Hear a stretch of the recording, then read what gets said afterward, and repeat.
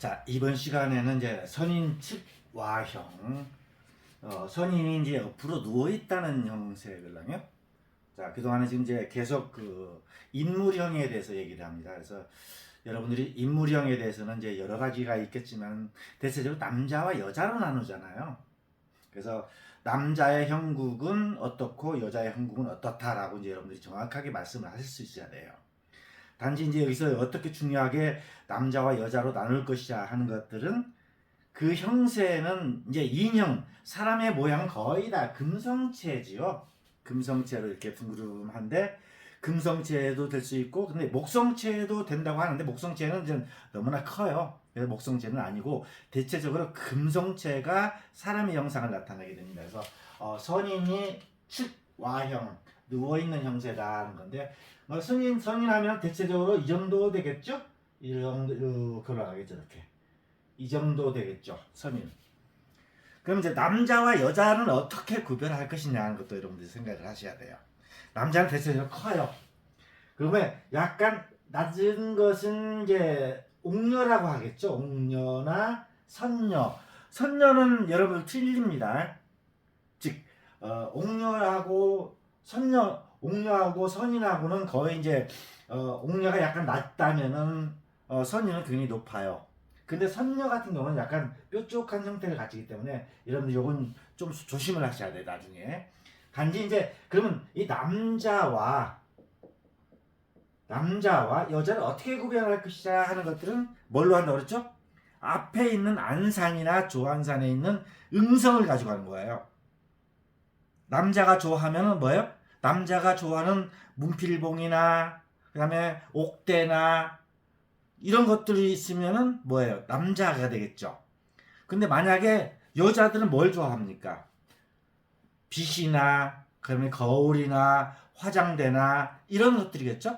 그래서 여러분들이 이제 남자와 여자를 구별하는 방법은 앞에 있는 안산이나 조안산을 가지고 한다라고 하고, 대체적으로 형상은 금성체다. 이게 선인이 누워있다라는 얘기는 뭐예요? 자, 여기 한번 볼까요? 자, 금성체에서 쭉 내려가서 목성체, 화성체로 다시 됐고, 그 다음에 화계 상태가 있네요. 그 다음에 다시 금성체로 있다가 다시 토성체로 내려와서 여기 토성체는 중출로 내려온다고 그랬죠? 이 중출로 내려와가지고 여기서 이렇게 개장을 했어요. 개장을 했는데 개장한 안에 있는 이것이 선인이 옆으로 누워 있는 형태다는 얘기예요. 그럼 어떤 게 선인일까요? 이것이 선인이라는 거예요. 요게 선인이겠죠. 근데 선인이 약간 이렇게 해서 이렇게 옆으로 누워 있는 거예요, 이렇게. 그렇기 때문에 여기서 실질적으로 이걸 갖다가 선인으로 본 거예요, 선인. 그래서 선인이 누워 있는데 누워 있다 하는 것이에요. 그래서 한번 이것을 한번 살펴보도록 하겠습니다. 그래서 형세를 볼 때 여러분들이 전체적으로 보셔야 돼요. 여기는 어때요? 물은 우선수 우측에서 이렇게 와서 좌측으로 이렇게 나가죠, 그죠? 예? 자, 좌측으로 오니까 좌선수죠. 그 다음에 맥은 이렇게 내려왔고 같이, 그 다음에 앞에 또 귀인봉이 있고 하니까 대체적으로 귀인이면은 뭘까요? 남자죠. 그러니까 선인으로 붙인 거예요. 이걸 갖다가 선녀로 붙이지 않고 옥녀로 붙이지 않은 이유는 앞에 귀인봉이 있으니까.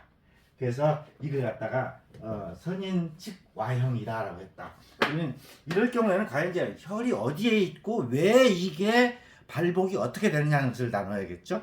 한번 살펴보도록 할게요. 자, 선인 측 와형. 자, 하수혈은 큰 마디의 절에서 혈을 구한다. 자, 하수혈이라는 건 뭐냐면 손바닥에다 하는 거예요. 장심혈이라고 그러죠. 장심혈. 보통 여기를 대지절이라고 그러고 이거 소지절이라고 그러죠.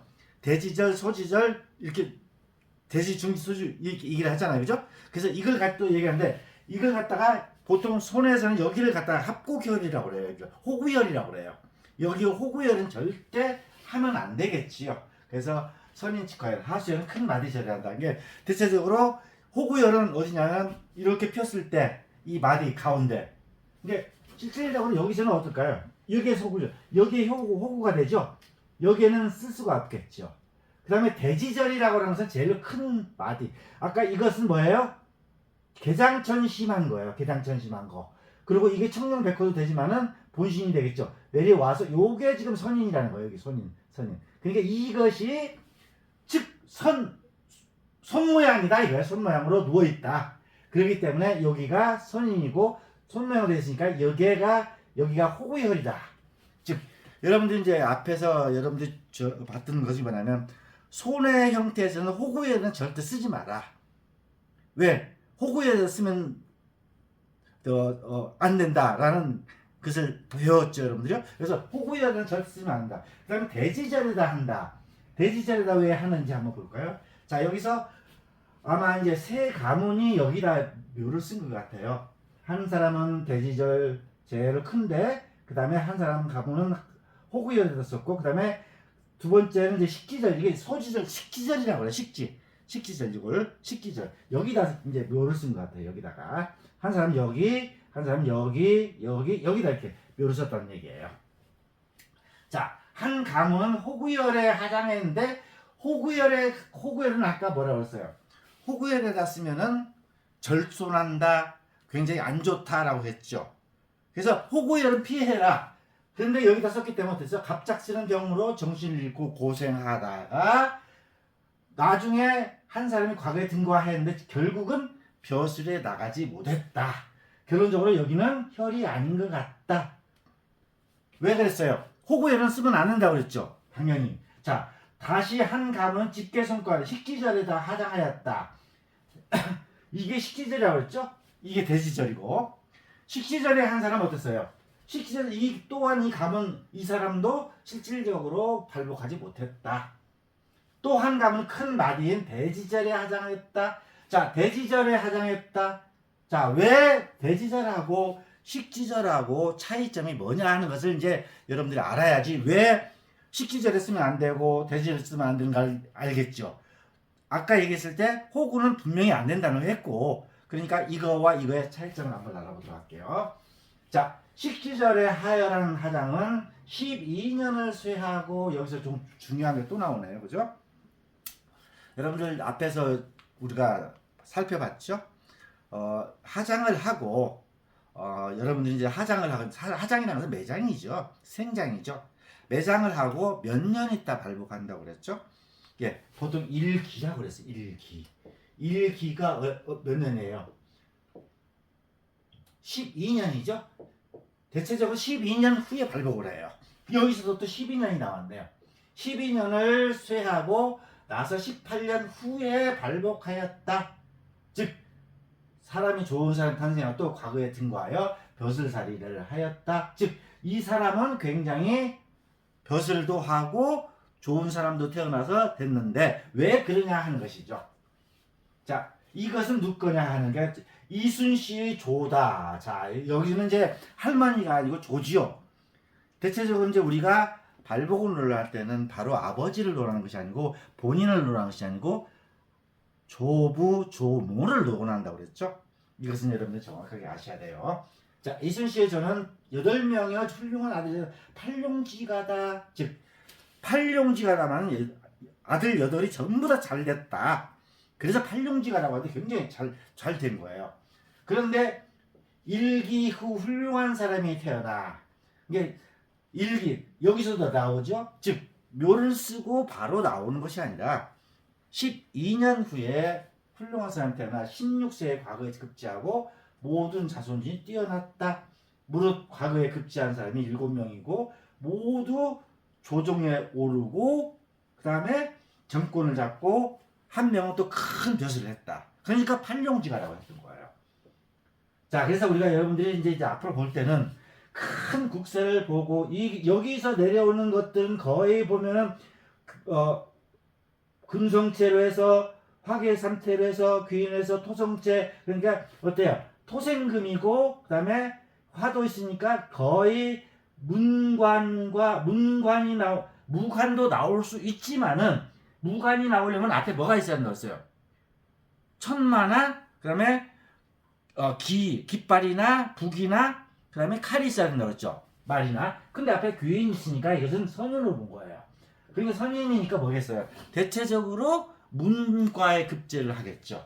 그래서 문과에 급제하다. 근데 내기는 뭐예요? 내기는 거의 문무가 같이 있는데 외기가 문관의 기운이 있으니까 문관이 나왔다라고 보는 거죠. 자, 볼까요? 자, 그러면 자, 그러면 이걸 갖다가 이제 최원정이가 해설한 걸 한번 볼게요. 이게 여러분들 이제 이거 여기 옥수진경에서 제일 재미있는 게 뭐냐면 하나의 산도를 갖다가 제일 먼저 이제 장자미가 얘기를 해요. 장자미가 해설한 것은 이 앞에 있는 것이 장자미가 해설한 거예요, 이거요. 이거 단 요것만 장자미가 해설했어요. 여기까지. 그러고 나서 그 다음에 모든 것들 다 전부 다 누가 하냐면은 이제 최원정이가 해요. 그 최원정이가 해설을 굉장히 깔끔하게 하는데 여러분들 이것을 보면서 뭘 봐야 되냐면 왜 이렇게 이게 항상 우리가 뭘 보라고 했어요? 이러한 형상에서 어떤 이치가 있다고 그랬죠? 상에서 이러한 형상에서 이런 형국에서 어떤 이치를 깨우쳐라. 이치를 찾으라고 했죠. 왜 나오고 왜 혈이고 왜 남자고 왜 선인 직화역인가? 그리고 뭘 봐야 돼요? 그러면 이걸만 보면 안 되겠지요. 몇 년 후에 나오고 몇 사람이 나오냐? 여기 앞에서 12년 후, 18년 후에 팔용지가 8명이 나왔다. 이렇게 수가 나와야겠죠. 수가. 그렇죠? 그런 순간 상과 이와 수, 이 상수라고 그러죠. 이것이 실질적으로 우리가 풍수지를 배우는 목적이에요. 근데 우리는 이런 것들을 안 배웠어요. 이것이 어디 나오냐? 주역의 정자의 말에 나와요. 정자가 상수, 이상수라고 얘기했어요. 이에서 상이 나오고 상에서 수가 나온다. 즉 상수리라는 것을 갖다가 여러분들이 정확하게 이해한다면 우리가 풍수지리를 갖다가 풍수지리를 왜 간산을 해야 되고 왜 묘를 쓰는 걸 보고 예측을 하느냐 하는 얘기죠. 이런 것들이 이상수의 이론이죠. 자, 최원정이가 얘기한 걸 한번 볼까요? 자, 목성이 문장의 기로 후부한 토성의 기울과 잎이다. 이것을 목으로 본 거예요. 목이 쭉 내려와서 화가 되니까 이 나무가 불에 의해서 어떻게 돼요? 활활 타지요. 그러니까 빛이 나죠. 그 다음에 이게 화가 목을 극하는 게 아니고 이 나무의 기운을 갖다가 화가 불을 피우면 굉장히 활활 타겠죠. 그런데 이 나무는 어디다 뿌리를 박았어요? 이 토에 뿌리를 박았어요. 특히 또 화생토지요. 그러니까 정확하게 완벽하게 문장가의 기질이 여기서 나오죠. 그죠? 자, 토성 아래 3태가 이어지고 토성 아래 3태가 여기도 3태로 본 거네요. 3태요.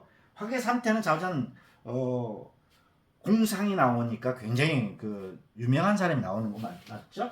출맥하여 면목이 수용이 되니 자, 이것을 면목으로 본 거예요. 면목이 되면서 이것이 뭐가 된다? 이것이 빛이남을 더하니. 근데 이게 여기가 이제 선인이라는 게 선인. 자, 그러나 호구는 본래 금혈이다. 앞에서 얘기했지. 금혈이라는 것은 쓰지 못하는 거예요. 그래서 여기는 호구는 금혈이기 때문에 쓰지 못한다. 그래서 갑작스러운 정신을 잃었다. 식지는 혈은 천박하고 아까 말했어. 식지는 그냥 천박하다 낫다고 그랬죠? 근데 이게 대지절은 어때요? 형이 된다. 그러나 용맥이 바르기 때문이다. 근데 얘를 왜 대지절이 더 좋으냐 하는 얘기를 합니다. 무슨 얘기냐면 자, 여기는 어때요? 두툼하죠? 피가 흐르다가도 여기는 맥이 있겠죠. 근데 이게 어때요? 여기는 기가 없으니까 쓸 수가 없다라는 얘기를 갖다가 하나의 그 대지절과 식지절을 가지고 얘기를 합니다. 그래서 실질적으로 이 대지절에는 두툼하고 뭐가 있다. 그렇기 때문에 된다라는 것을 여기서 얘기를 합니다. 자, 그러면 왜 여기에서는 정확하게 이제 대지절에다가 해야 되는 것은 식지절보다 더 후부하고 그러니까 되는데 실질적으로 여기서 보면 이게 청룡, 백호 여기가 된다고 보는 거죠. 근데 이건 호구가 안 되고 또 근데 여기서 이렇게 나와 있는 것이 여기가 우백호 역할을 하기 때문에 실질적으로 여기를 갖다가 혈로 잡아도 상관이 없어요. 왜? 이 좌청룡이까지 나와 있죠. 그리고 여기서 더 중요한 건 안산을 봐야 돼요. 자, 안산이 어때요, 여기서? 안산이 이렇게 바로 이렇게 정중앙으로 돼 있죠. 그렇기 때문에 안산도 정열이 되고, 그런데 더 중요한 것은 뒤에가 받쳐주는 음성이라고 하죠. 요게 이렇게 받쳐주죠. 그리고 또 요것도 바로 내리가 이렇게 직으로. 그러니까 직령임수죠. 직령임수에다가 요것이 내려가기 때문에 뒤에서 음성이 받쳐주기. 친고사라고 그러죠. 예, 벽에 머리 뒤에다 치는 친고사니까 실질적으로 이건 혈이 된다라고 본 거예요. 그래서 이것은 혈이다라고 한 거예요. 자, 이러한 것들을 다시 한번 얘기를 해봅시다. 이 혈에 대지절이 되는 이유는 왜 그러냐 하는 얘기를 여기서 얘기를 합니다. 참 이걸 보면 우리가 풍수지를 지금 여러분들도 저도 40여 년을 30여 년 넘게 이제 풍수지를 하면서 그다음에 이론적으로만 배웠는데 이렇게 현장에 있는 산도를 가지고 얘기하면 처음 봤어요. 보세요. 자, 이 혈이 하장 대지절에 지극한 음연이 치는 이렇게 한 이유는 무엇이냐? 그 하나는 뒤에 친고사가 주봉이다. 귀성정열법이죠? 여러분들 혹시 귀성정열법 배웠어요? 자, 이렇게 있을 때 여기가 암화예요, 이렇게. 그럼 여기가 실질적으로 여기가 이렇게 내려갔으면 여기다가 혈을 못 쓰죠? 왜? 폭 들어갔으니까, 암화니까. 그죠? 그런데 뒤에 만약에 귀성이 나와 있든지 여기가 이렇게 낙산이 있으면 뭐예요? 쓸 수가 있죠? 뒤에 귀성이 나와 있든지 이렇게 나와 있든지 여기가 낙산이 있어. 그래서 이걸 갖다가 친고사라고 본 거예요. 귀성정 친고사가 있으니까 쓸 수 있다. 밀어주니까. 두 번째는 기맥이 직으로 아까 얘기했죠. 여기서부터 쭉 토에서 내려와가지고 바로 직룡으로 내려왔죠. 그러니까 직으로는 직룡입수는 뒤에 볼 필요가 없죠. 무슨 얘기예요? 직룡입수는 뭐예요? 이렇게 내려온 걸 직룡입수라고 그러죠. 그냥 바로 직으로 내려온 거예요. 옆으로 횡령입수라는 것은 역으로 가다가 다시 이렇게 내려온 것을 횡령이라고 그러죠. 근데 직으로 내렸단 말이에요. 이런 직으로. 횡령이란 뭐예요? 이렇게 가다가 옆에서 내려오는 거죠. 이럴 때도 뒤에가 낙산이나 친고사가 있으면 돼요. 그래서 실질적으로 직룡입수는 볼 필요도 없어요, 이걸. 자, 세 번째는 좌우의 수가 균형이 잡혀 자, 손가락이 취하지 못하는 것이 없다. 이게 무슨 얘기냐면 자, 이게 아까 자, 이렇게 엄지죠. 검지죠. 근데 이 손가락은 어때? 모든 걸 다 잡을 수 있죠. 근데 이것은 이것밖에 안 되죠. 이것이 이렇게 안 되잖아요. 그래서 실질적으로 이것이 제일 움직이기 좋다. 그리고 잡고 그리고 그 네 번째는 종이 마땅하다는 것은 뭐예요? 앞에 여기에 혈에서 바로 앞으로 이것은 또 무슨 정열법이에요? 이것은 안산정열법이에요. 안산. 여러분들 정열법, 안산정열법, 귀성정열법, 수세정열법, 낙산정열법 많이 배웠죠? 이런 것들이 정확하게 여기에서 해설을 하는 거예요. 그래서 여러분들이 참 이런 것들을 좀 우리가 많이들 가서 좀 배우기만 하면 뭐 할 거예요? 실질적으로 현장에 가서 이런 얘기를 누가 합니까? 안 하지요. 안 하잖아요.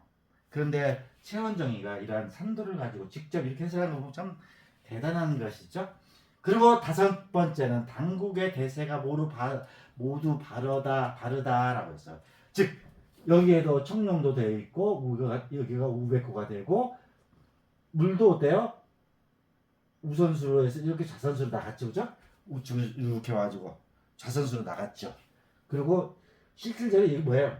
여기서는 좌선용의 우선수죠. 그러니까 좌선용 우선수는 용수배합이 맞죠. 여기에다가 이렇게 갔으니까, 그죠? 맞죠. 그리고 귀인이 있고. 그래서 실질적으로 이런 것이다. 그래서 혈법은 자연 용어가 바른 이유가 같잖아. 즉 청룡백호가 이걸 보면 이것만 없다면 청룡 우백호가 없잖아요. 그런데 여기에 외래 안산이 본신에서 내온 개장천심한 것이 바로 청룡백호가 되잖아요. 그죠? 이것이 우백호 역할을 하기 때문에 여기서 쓸 수 있다라는 얘기를 한 겁니다. 그래서 이러한 것들을 갖다 여러분들 잘 살펴보시고 왜 이러한 사람들이 나왔고 왜 12년 만에 되어 있느냐 하는 것들이죠. 자, 여기서도 중요한 거 하나. 일기 이후에 발복했다. 그 다음에 바로 일대에는 뭐가 나왔을까요? 바로 부자가 나오고 그 다음에 1대 1의 3대 정도에서는 굉장히 높은 사람이 나왔겠네요. 그죠? 그렇게 계속 대를 이어서 팔룡지가가 나왔다. 굉장히 멋있죠? 그래서 이걸 갖다 여러분들 이게 실질적으로 이게 선인이 누워있는 형국인데 그 형세가